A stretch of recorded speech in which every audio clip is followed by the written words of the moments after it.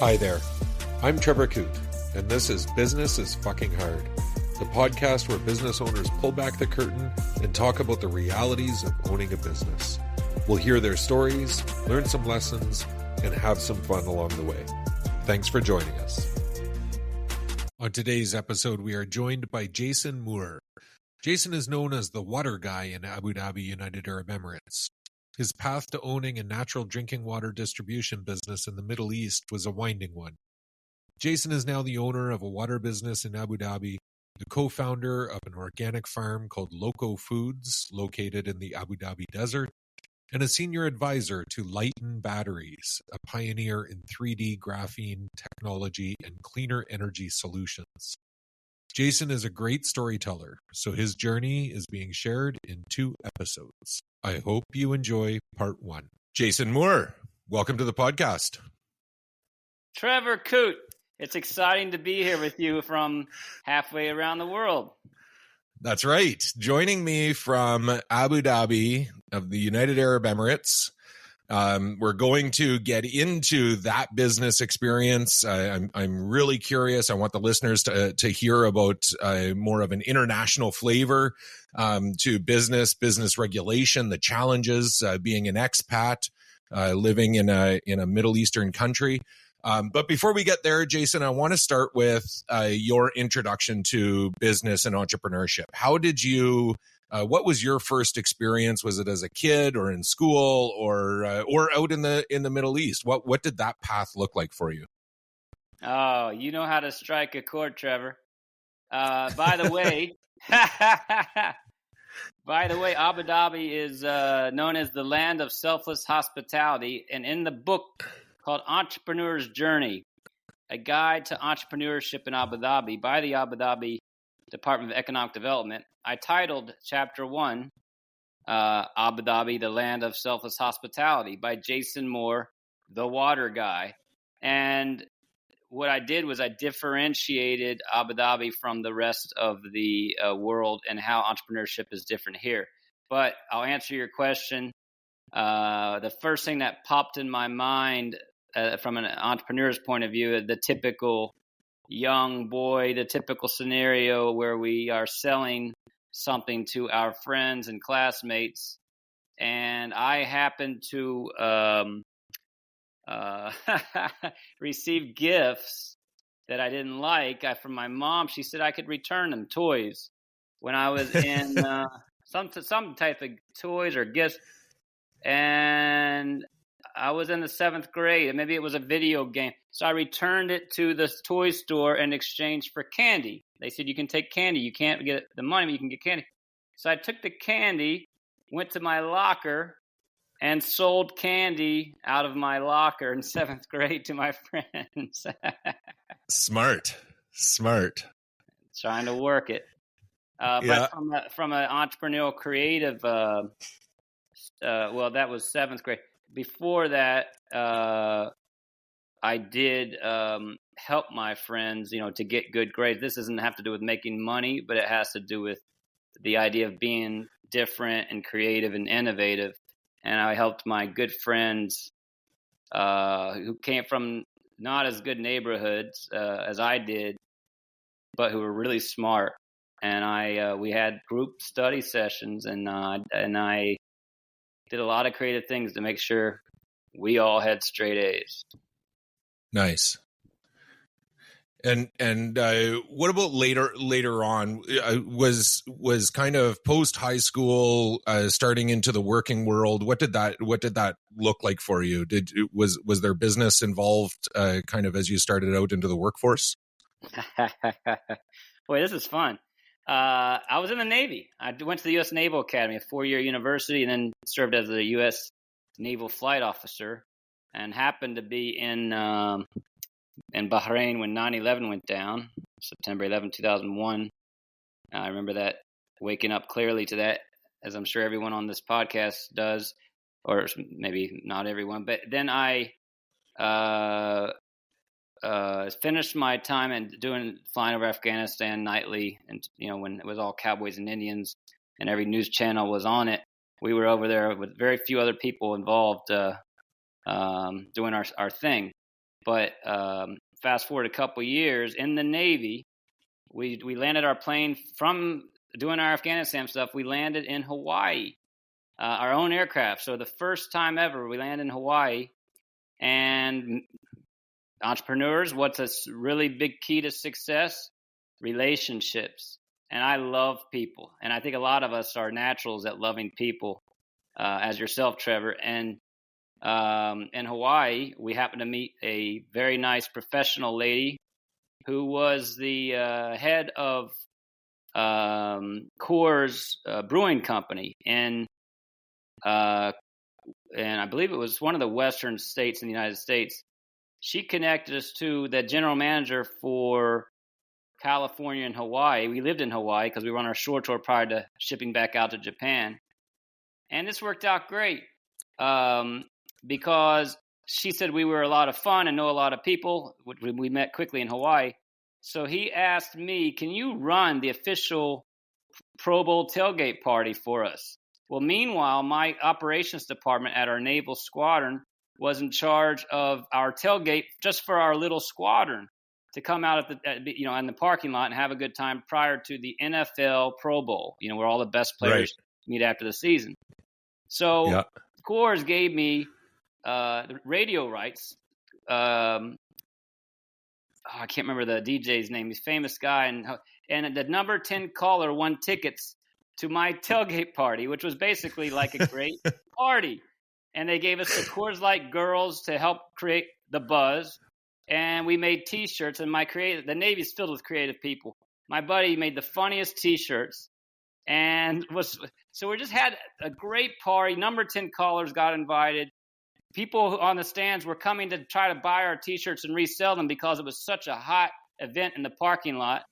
And then my buddies started ripping the sleeves off people's T-shirts, but in a good way, so that it was a clean rip, so that we all had that fun look spirit.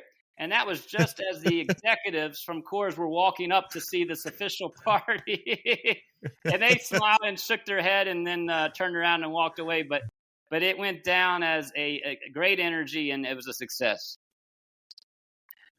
And so I like that, your ability. You and I know each other a little bit. I've seen you in environments with other people at corporate events, but also at social events.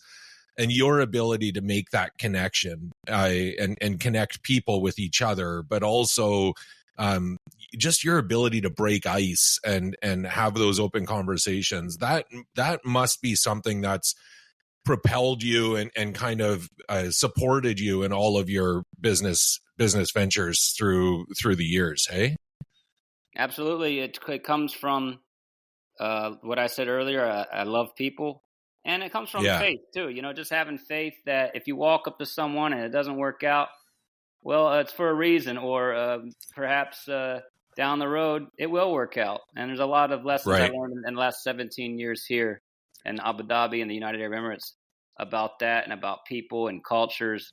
And they're just great people. If you take a positive thinking, leads to positive results. Yeah. So you just said 17 years in Abu Dhabi. Before we get there, was there other business that you did in the United States prior to kind of post your Navy environment, and then before you got to Abu Dhabi 17 years ago?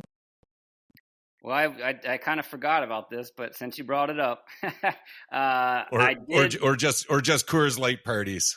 No, I did. I did start my process to learn about the real business world as I was transitioning out of the Navy.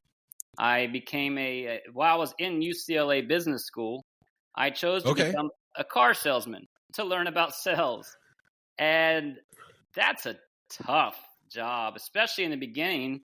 It's like boot camp, and you are the dirt. You basically have to be out there fighting every day. And the hard part is the rejection rate in the beginning is almost 100%.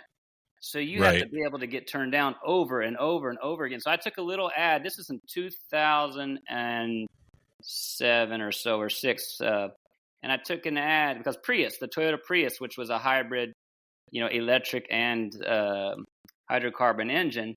And, Hollywood, LA. So we would have a lot of the Hollywood scene come by Santa Monica there.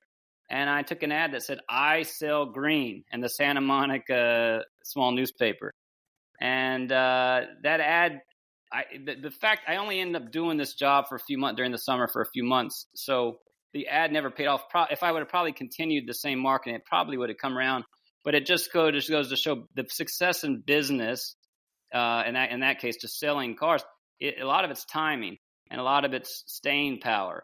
If I would have kept selling my brand as someone who sells green, it could have become a huge success, like those car sales, those managers who sit at the desk at the dealerships.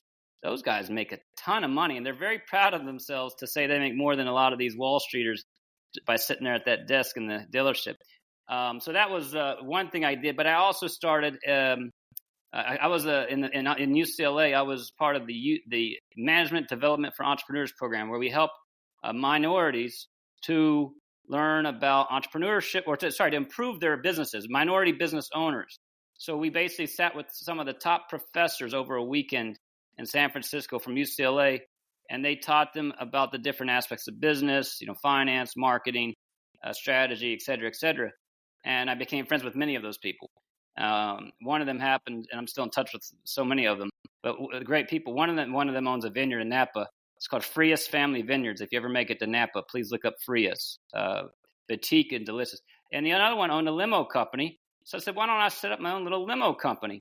And so I bought for my regular go around vehicle. I bought one of those limo sedans, a sedan, but it's a black limousine sedan.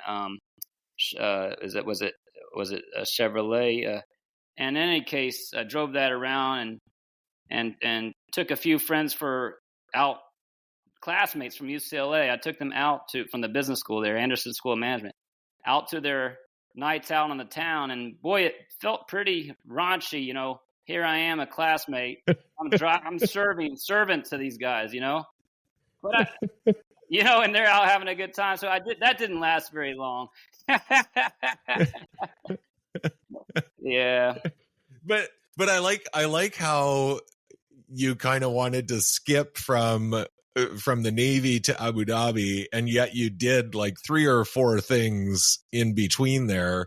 Yeah. And I think like the sense I get from you is that entrepreneurial spirit is keeps you seeing opportunities, but also keeps you available to try new opportunities. You're not hesitant to just go out and see what something could turn into. And here's the thing, Trevor. In the Navy, you get punished. You could be punished if you're too creative and too much out of the box. Interesting. In the real world, you get rewarded for being too creative or out of the box if you do it correctly. So that is why, even though I love the Navy and I still get together with all of my old fellow sailors, I got out because I could be rewarded more for my creative spirit from the market, from the consumers, and not from my boss. If I got lucky with the right or wrong boss. Right. And did that, obviously, if that was one of the incentives for you to get out, it became challenging for you. Hey, like you're just managing your personality in an environment like that? You mean in the Navy? Yeah, in the Navy, yeah. Yeah, the way it worked for me is I would always start out slow. I'd get in trouble for something small, and of course, right. the older guys who are the senior guys who've been there 3 years, of course, they're like, "What is this guy coming in here and being a little bit, too I don't know what disruptive." Disruptive is the perfect word. But then I'd always get kicked, but then I would always come up somehow or another. And same thing happened with our Afghanistan flights. I had a rough start, but then I came out like one of the heroes with my buddies. And that's why I just always continue to have the faith and follow my heart and be myself. But also, of course, I have to stick to certain guidelines, the norms of a society. You gotta know where your limits are. But I try to follow my heart, and in the long run, it seems to always pay off. So like that's interesting. Your comment about following your heart, but understanding the limits of the society of the society that you're surrounded by. What inspired you? What took you to Abu Dhabi? Like especially 17 years ago, where you want to follow your heart, you have this creative and innovative kind of mindset. You want to go out and try new things. It just doesn't seem like that's the part of the world that you would go to feed all of that desire that you have. It goes back to having the faith to say, hey, an opportunity showed up, and this feels right, and you jump on it, and that's what happened to me. What was that? Yeah, okay. I was Las Vegas. Of course you were. Right? Every good story starts in Vegas.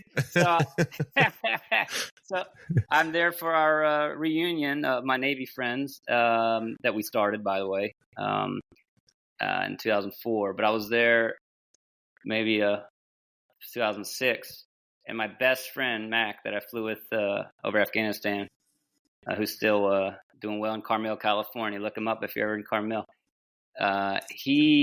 Which is Pebble Beach in that area. His best friend from Virginia Tech, his fraternity brother, he said his dad was the press secretary to the King of Afghanistan in the 1970s, back when they were wearing suits and stuff like that in Afghanistan. And he had a lot of relationships in the region. He was a corporate lawyer, ex-Charles Schwab, then became a lot of other legal activities. And he had relationships. And he said, hey, Jason, why don't we go to Dubai and connect my clients in the Middle East to New York money managers? So the money managers get the money and we take a cut. And in my mind, I'm thinking, I'm learning all about investment banking and private equity and VC and all these exciting fields in New York City. And I'm thinking, well, I just skipped that entire career chain and go and start at the top. I said, let's go. So we flew out to Dubai and happened to be driving by Sheikh Zayed Road by the Dubai International Financial Center one day. Unexpectedly, we weren't actually dressed very well, unshaven, food stain down a shirt. I said, well, it's there. We're close to it. Let's go. So we walk into the DIFC, and they were very receptive to us, even though we weren't dressed particularly professional that day. And they wanted to meet us again about opening an office to connect his clients to New York money managers. We went back a couple of days later in our suits and ties, and it was a hit. We had a fund manager ready for us to represent him here, a friend of mine, a new friend, and it was a really interesting fund, different from most funds. But in any case, wasn't correlated to the markets. In any case, so we were ready, but we went back to California, and my friend all of a sudden buys a condo on the ocean in Laguna Beach. And our plan to come back to the UAE, we were waiting. I had my business plan, and I'm working on it. And then we go to a Milken Institute event, and he tells all my UCLA classmates we're setting up at this firm. Well, we hadn't even set anything up yet, and they said, we want to work for you. So it's like that. People were jumping to work for me. It was just an idea. And it wasn't me, talking like that. It was my friend talking. But at the end of the day, he was delaying. And then finally, I'm with one of my other classmates who was on that management developed that entrepreneur support program one night with my friend Andrea. And she goes, I can't believe you're really moving to Dubai. And in the back of my mind, I was thinking, well, I don't think I am now. But now I felt like if I don't do it, I'm a chump, So I jumped on online. I bought a ticket without my friend. And I just came out with nothing and started calling up people I had met on my trip. And the rest is still ongoing. Yeah. Okay. So I feel like that was your attempt at a Seinfeld yada yada yada. Don't skip over the best. Don't skip over the best part. I love Seinfeld. Okay. So you've kind of parted ways with your friend who kind of initiated the idea. It looked like in that first trip, you've got kind of a potential of something here. Is that the direction when you went back to Dubai that second time after your friend kind of said, I can't believe you're moving back? Is that the route that you continued to pursue? Did you have, like you talked about, or you mentioned working on a business plan? Did you have business plan in hand? You're going back to the investment district and you're saying, look, I want to connect you with money managers in New York. Was that still the avenue you were pursuing? I wanted to get into that area, but it's like I said in a speech when I was helping out an entrepreneur in Abu Dhabi a few years after that, Flat 6 Labs. I was given the opening for this startup called Sakini. And I said, and Miriam Harab al-Mahiri, Her Excellency, was in the audience. I remember. It was Nora Al-Kabi, Her Excellency. Nora Al-Kabi was in the audience. And I said, in the beginning of my opening was, you show up to the UAE and to Abu Dhabi, and you're in a deep, dark desert. And their business provided moving services for people who are moving here. And it was the same idea for me. I come to this deep, dark desert where I know almost nothing and nobody. So no, I wasn't ready to dive into my business plan without, you're lost. I was lost. Yeah. But what I did do instead is I started calling the people I had met. So I started step by step, and I attended the American Chamber of Commerce event and met, happened to run into I believe he was the chairman of the American, it was the American Business Council at the time. Now it's the American Chamber of Commerce. And by the way, I just got, I've been the chairman of 2 committees. I just got elected to this current board 3 or 4 days ago for the American Chamber of Commerce Abu Dhabi. So I'm proud of that. Oh, congrats. Thank you very much, Trevor. And anyway, I met this gentleman, and I said, hey, I'm here fresh off the boat and I need to survive. Of course you gotta pay your bills.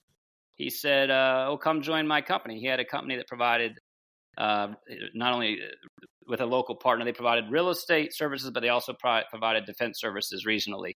And so basically just to help out with the administration and things like that. So I jumped on that idea so I could have an income and survive. And while I was doing that, my goal was to launch one of my businesses, and as I was getting to know people. So I wrote, so the thing about helping fund managers, my idea was to do that. And I was trying to build those relationships, but that doesn't happen overnight, on your own when you just show up to a new country.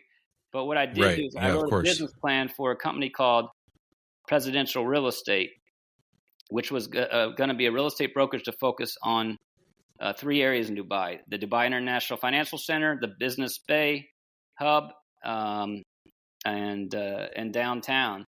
And it would have gotten killed by the 2008 crisis, but it would have done so fantastic after that.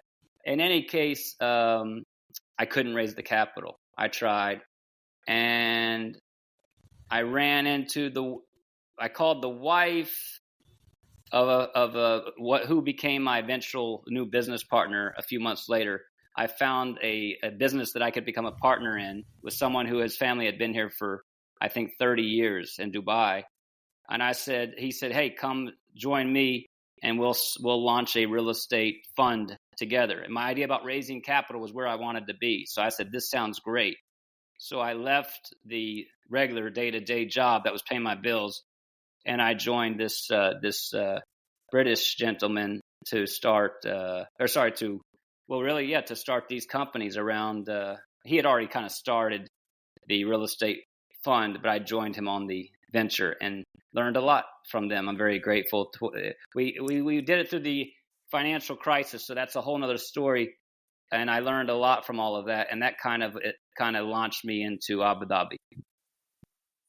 So before we get there, because I do want to continue that, it's an amazing story, and I think for the average person that's listening to this, they're going through kind of a small startup business or have an existing business, maybe a larger, kind of mid or larger company, but nothing with kind of the amount of international flavor that you're offering to this. So I want to continue that story and that process. But before we go there, Jason, I'm really curious about for lack of a better word, I'm going to say the regulatory environment, but the requirements for an expat, especially kind of, I think our timeline now is about 16 years ago, where you're kind of contemplating starting a business as an expat from the United States, landing in Dubai. Are you able to just start a business? Is that something that, or are there other requirements in kind of the UAE, the Middle East, well, specifically the UAE, that you would have to adhere to? I'm so glad you asked that question, because that has been my focus, helping a few friends literally last week in Abu Dhabi. Whether you're coming to Dubai or Abu Dhabi, they both have their benefits, and they're both great. Or even, other Emirates in the United. There's 7 Emirates in the UAE. It's a great country. I love it with all my heart. That's why I'm still here today. But it's getting easier and easier and easier to set up a business, and it's as easy as this because I did it for a friend literally 4 days ago. And of course, relationships are important. So always call a friend and ask for their help, because things change. But I took my friend to the Department of Economic Development, Abu Dhabi's. It's called the TUM Center, Service Center. And they literally have someone standing at the door when you walk in to guide you to where you need to go to ask your questions about setting up a business. And then that person, but speaking a little Arabic, helped me out. I say marhaba sa, which is like welcome in an Emirati dialect. So I recommend to all you entrepreneurs out there internationally, learn a couple of local words. It always helps to kind of break the ice. They send me upstairs to a gentleman Abdullah, who answered all my friends' questions and how easy it is to set up. He was on a visit visa. He wanted to set up a consultancy, and it's very possible. Should I talk about figures on here, Trevor? Should I talk about the amounts? Yeah.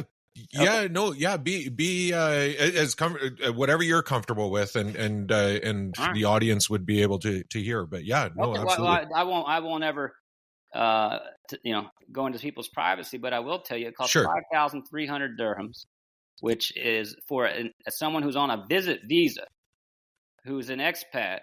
Before many of these businesses, you had to have a local partner, and it was a whole different process. These days, it's so much easier.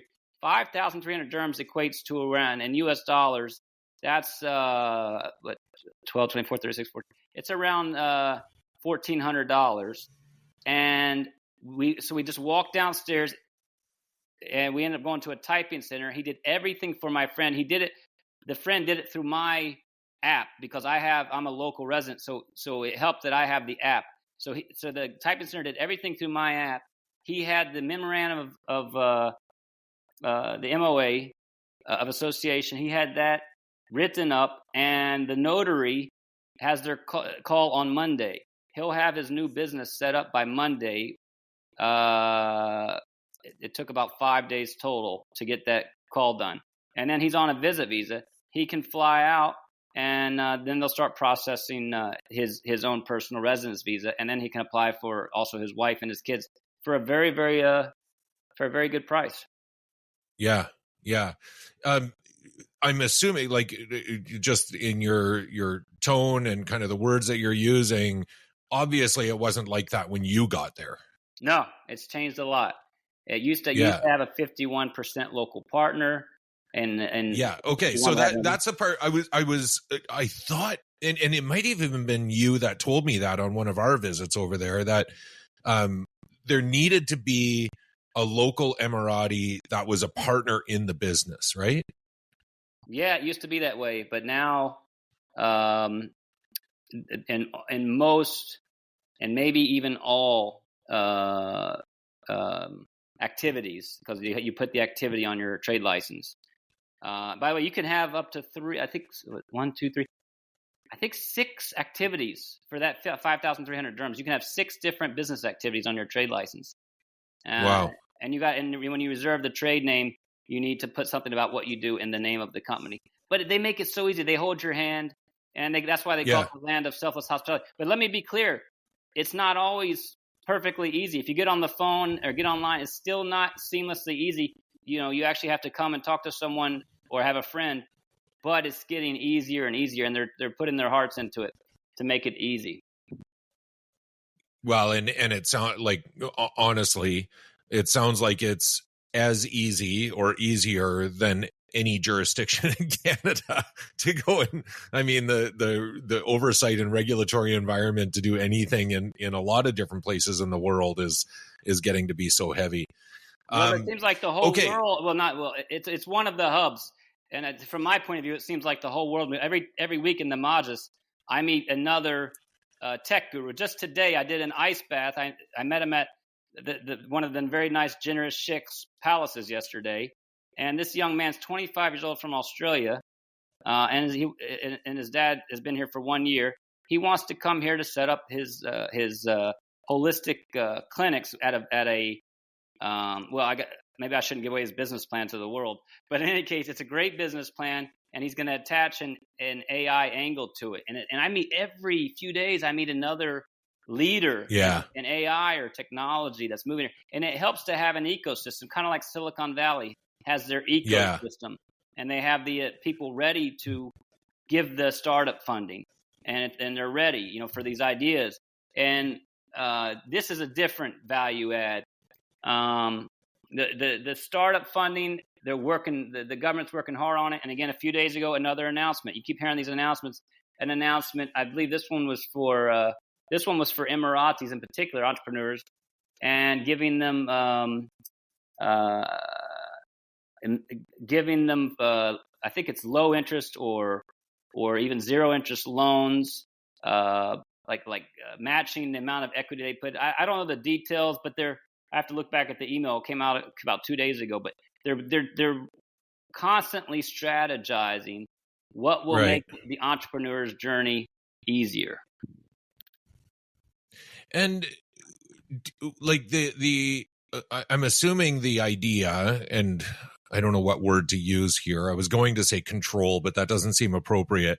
But there was intent for the 51% for a local Emirati to be a partner in the business in order to keep kind of that Emirati interest in all things that are happening kind of from an economic environment in the UAE. But is there still, are they losing some of that, the local people, the Emirati, by having expats come in and be able to be free enterprise without that same connection, or are there other avenues that they're taking in order for Emirati to be able to still be connected to that business and economic environment? Yeah, good question. The fact that expats do not need an Emirati partner to start up a business anymore is and I don't know what their thoughts were behind it, because this is a private, there's a lot of privacy in the culture here, but their heart is for the good of the entrepreneur and the good of the people that live here. But what I do know is, since they've done that, my feeling is it's not hurting the Emiratis, because it's almost pushing the Emiratis to become more competitive. They don't depend on somebody coming from outside and they just happen to be their 50% partner. Now they have to perform to be successful in business. So it's making them, in my opinion, more motivated, creative, entrepreneurial themselves. And they are great entrepreneurs in their hearts. They love the idea of talking about business ideas and business in the Majlis. By the way, the Majlis is a gathering of men. Sometimes it's men and women. Sometimes it's mixed. Sometimes the men and women are separate. But it's a gathering, and people talk about their families. They talk about business. They have coffee, and it's a great, comfortable setting to kind of bring the community together. And that's where I'm hearing about a lot of this from a lot of great friends, Emirati friends here.